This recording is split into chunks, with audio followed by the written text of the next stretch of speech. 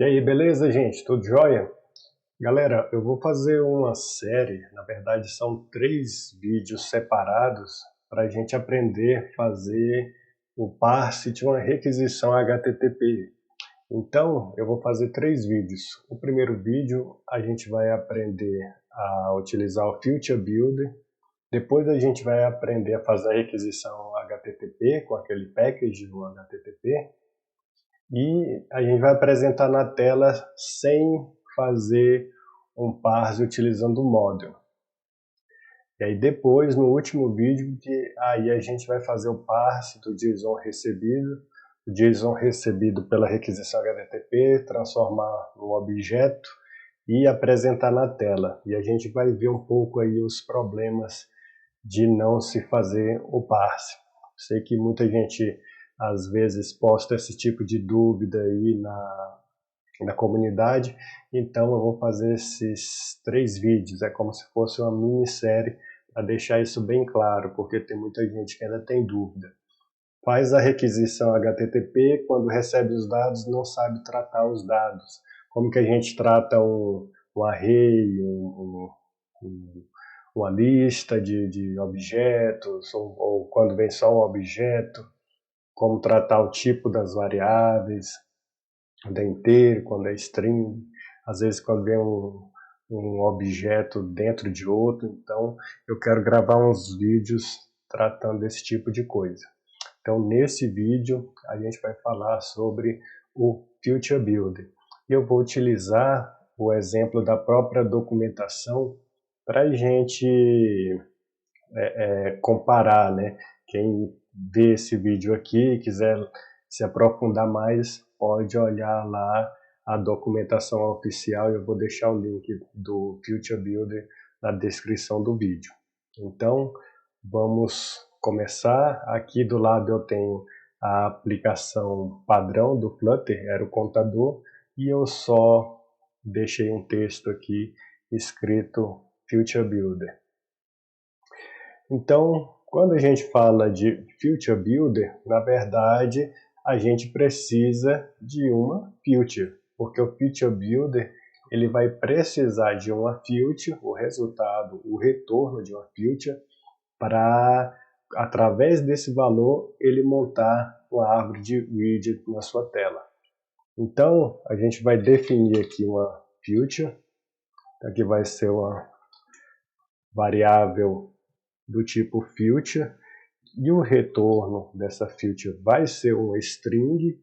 Vou diminuir aqui a câmera.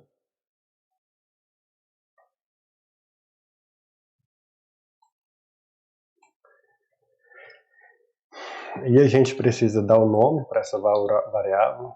Vou colocar calculation, o nome lá do exemplo da documentação. E essa variável calculation recebe também uma future do tipo string. E a gente pode criar aqui, utilizando esse construtor delayed, para que ela seja executada depois de x segundos. Então, eu vou simular aqui um atraso de 2 segundos. E depois de 2 segundos, a nossa future precisa retornar algo. Então, ela vai retornar, através dessa função anônima, o texto data loaded.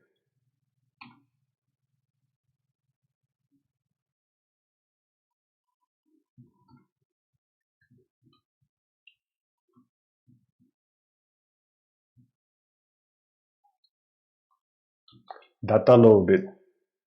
E aqui o link do Flutter está reclamando que a variável calculation não está sendo usada. A gente vai usar já. E a duration aqui ele sugere para usar um const. Então beleza, então a gente criou essa future do tipo calculation, que vai receber uma future que depois de 2 segundos vai retornar a string data loaded. Então agora a gente precisa criar o nosso Future Builder. Então aqui no corpo do nosso scaffold a gente tem aqui um center com um texto. Então, eu vou encapsular não,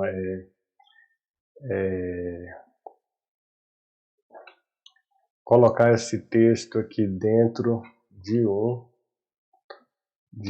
Stream Builder. Por que eu vou colocar dentro de um Stream Builder? Porque a gente não tem nos snippets do Flutter o Future Builder.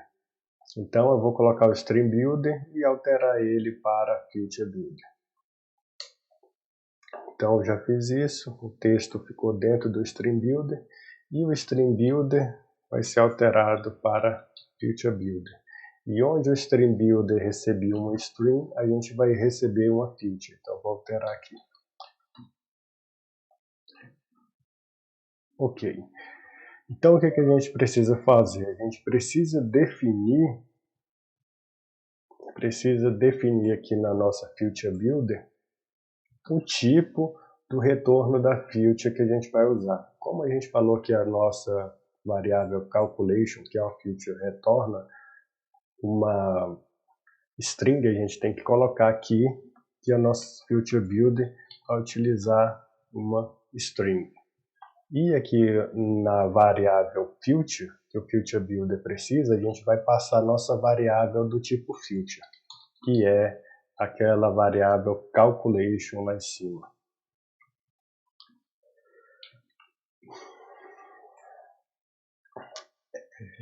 Deixa eu apagar esse return text aqui. E quando a gente cria o Future Builder, a gente passa a nossa Future, que a gente vai utilizar, e aqui no nosso Builder, dentro do Builder vai ficar o que vai ser construído, os widgets que serão construídos dentro do nosso Future Builder. E que esse Builder vai utilizar o valor retornado pela nossa Future, que a gente definiu aqui na nossa variável Future. Vamos só tipar aqui essas duas variáveis do context. Então a gente tem aqui o context, que é do tipo build context, para ficar mais claro, e o snapshot, ele é a situação, ele é a imagem da nossa future. Então aqui vai ser um async snapshot. Mas esse async snapshot, ele é de que tipo? Do mesmo tipo do retorno da nossa future.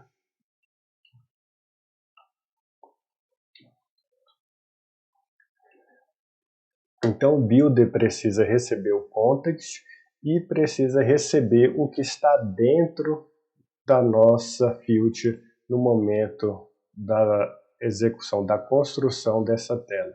Então o Future Builder, em resumo, ele é um widget e para ser reconstruído, ele precisa do resultado de uma future. No caso, a gente chamou de calculation, essa variável do tipo future aqui em cima. E agora vem o detalhe. Aqui ele está reclamando que o corpo está nulo, então a gente precisa preencher o retorno do nosso builder, ou seja, o que vai ser construído dentro da nossa Future Builder para ser apresentado na tela.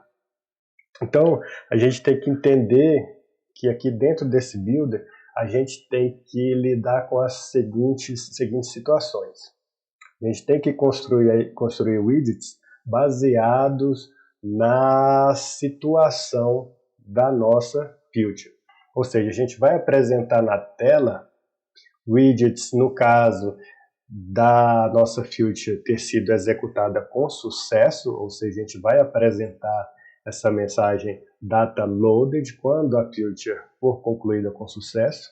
A gente tem que tratar a situação quando a future terminar com erro, e a gente tem que tratar também a situação durante a execução da future, ou seja, enquanto a future está sendo executada, no caso aqui o intervalo de 2 segundos, o que é que a gente quer apresentar na tela para o usuário? Então essa é a terceira situação. E a gente tem uma outra situação que é quando a gente nem trata o conteúdo da nossa filter. Porque aqui, por causa no safety, a gente não pode deixar o builder retornar nulo. Então, independente da execução da nossa filter, a gente precisa construir alguma coisa aqui na tela. Ainda que rapidamente, quando a nossa filter estiver sendo executada e a situação da nossa filter já seja a situação que vai lidar com a tela durante esses 2 segundos e vai mostrar um círculo Progress Indicator na tela, a gente ainda precisa definir essa situação inicial. Então a gente vai por partes. A gente vai criar aqui o retorno do nosso builder. Então, o nosso builder vai retornar uma lista de widget, que a gente vai chamar de children. E a gente precisa usar essa variável do tipo children. Então vamos lá, a gente vai tratar da nossa primeira situação. Então a gente vai tratar a situação quando a gente executa a nossa filter e ela é executada com sucesso. Então a gente vai perguntar o que está dentro do conteúdo da nossa filter. Então a gente vai perguntar aqui no nosso snapshot se tem dado, ou seja, se a filter foi executada com sucesso. Então, se a gente olhar aqui para essa variável snapshot, ela vai ter essa propriedade hasData. Então, se o snapshot for construído com essa propriedade hasData, porque tem dado retornado da nossa filter. E o que a gente vai retornar? A gente vai colocar dentro do children uma lista do tipo widget. E a gente vai colocar na lista de widget, a gente vai colocar um ícone e vai ser o ícone check circle outline, cuja cor vai ser verde, tamanho 60.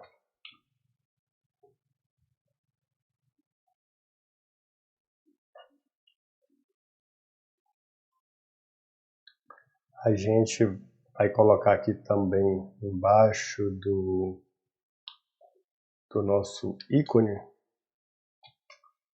um padding, e esse padding vai ser uma constante desse tipo add sets only, só no topo.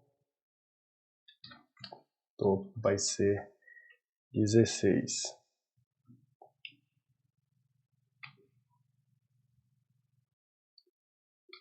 O padding também precisa de um child e vai ser um texto. Esse texto ele vai receber um string do tipo result e que vai receber o resultado da nossa filter, que fica dentro da propriedade snapshot data.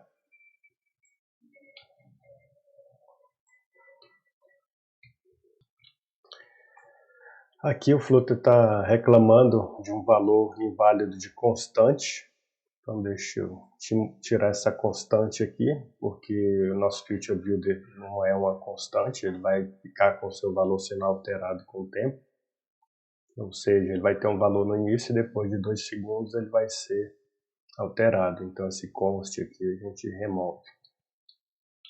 Pronto. Então a gente tratou aqui a primeira situação. Se o snapshot tem dado, ou seja, retornou OK. Se retornou OK, ele vai jogar o dado do snapshot aqui dentro desse texto. E a gente vai tratar agora a segunda situação. A segunda situação é o caso do snapshot ter erro. Então a gente vai colocar aqui else. No nosso else, quer dizer, else if, só o else vai ser o último. Else if, vou perguntar o quê? Se o snapshot tem erro, o que a gente vai fazer? A gente vai apresentar algo parecido. Vou copiar aqui o que vai ser colocado dentro da variável children aqui. Então a gente vai fazer uma alteração. A cor do ícone vai ser vermelho e o texto vai ser error. E no snapshot tem uma propriedade error que a gente vai apresentar também. E se a field não tem erro, não trouxe os dados, então ela está sendo executada, pode estar sendo executada. Ou seja, ainda está dentro daquele período dos 2 segundos. E o que a gente vai fazer? A gente vai mostrar o Circular Progress Indicator. Vou copiar aqui esses 2 widgets, só que aqui no caso do ícone não vai ser um ícone, vai ser um Circular Progress Indicator. Vou colocar ele dentro de um Sized Box.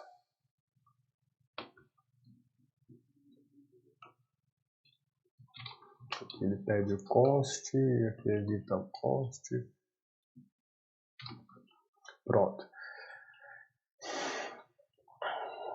E ele ainda reclama que o retorno pode vir nulo. Ou seja, a gente tratou aqui se o snapshot tem dados, se ele tem erro, se ele ainda está em execução, mas a gente também tem que lidar com a situação inicial antes de tratar com o retorno da field e colocar aqui dentro do nosso children.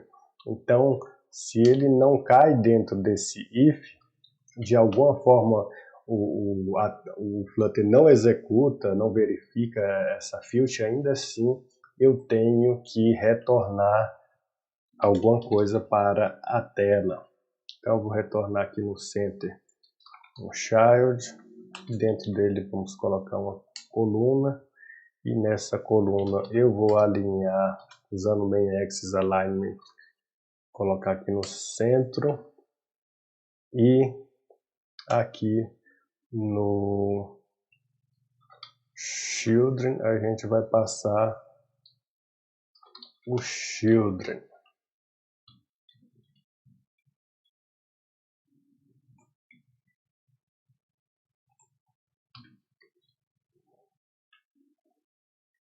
E agora a gente reinicializou o aplicativo e a nossa feature funcionou. Observe que quando a nossa feature é disparada, ele já vai entrar aqui no Circular Progress Indicator, porque ainda não temos passados os 2 segundos de duration. Se eu colocar 3 segundos, inicializar, o Circular Progress Indicator, que vai entrar quando a gente não tem ainda um snapshot com data ou com erro, ele vai ficar aparecendo aqui na tela o Circular Progress Indicator. Vou reinicializar. Tá vendo? Então ele aparece lá o Circular Progress Indicator e eu vou remover aqui, eu vou colocar um texto diferente, vou colocar aqui aguardando resultado, ou seja, awaiting result.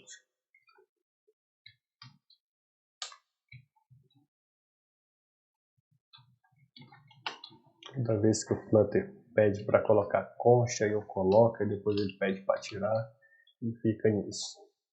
Inicializando de novo. Agora sim, esperando o resultado. e aqui ele apresentou o resultado. Quando passou os 3 segundos, ele apareceu aqui o Data Loaded.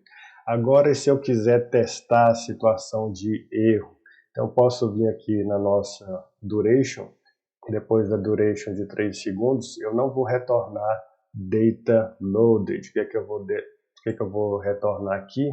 Eu vou retornar um erro forçado. Então eu vou colocar aqui um throw exception. E nessa exceção, ou seja, eu vou lançar um erro forçado na exceção. E eu vou colocar aqui some arbitrary erro, ou seja, algum erro aleatório. Como eu falei, eu estou usando o exemplo da documentação. E vou inicializar o aplicativo.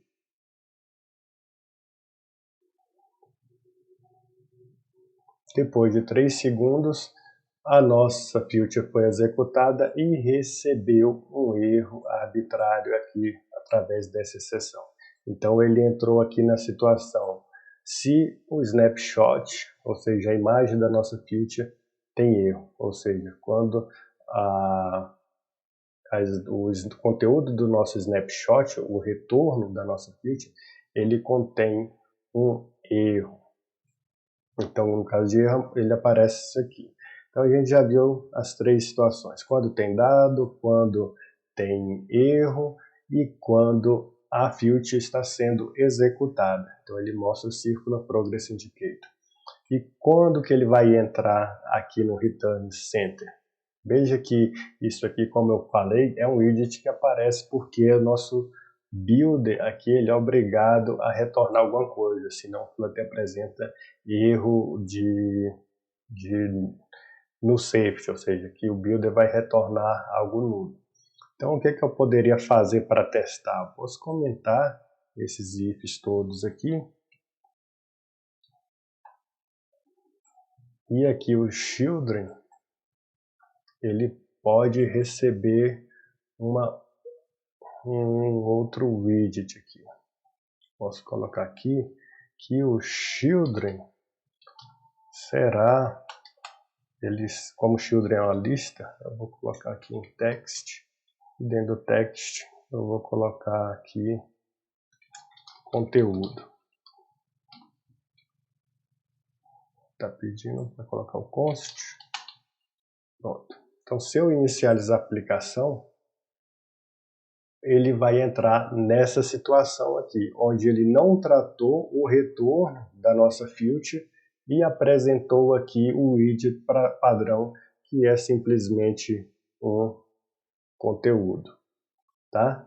E poderia, em vez de usar um column, usar um text direto, só que eu, como eu falei, estou usando o exemplo da documentação oficial do Flutter e eu pretendo refazer aqui no canal alguns dos conteúdos que estão na documentação oficial e talvez as pessoas não compreendam por falta de domínio do inglês ou porque talvez o texto lá não ficou muito claro.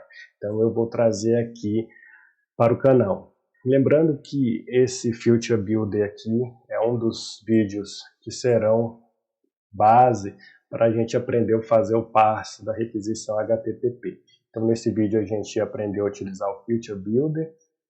A gente vai aprender a fazer uma requisição HTTP utilizando o pacote o HTTP e a gente vai comparar a versão sem fazer o parse do JSON, ou seja, transformar ele em um objeto e comparar ele com uma versão de apresentar o conteúdo na tela sem utilizar classes e a gente vai ver os problemas que podem acontecer. Então, um grande abraço, era isso por hoje e até o próximo vídeo. Valeu!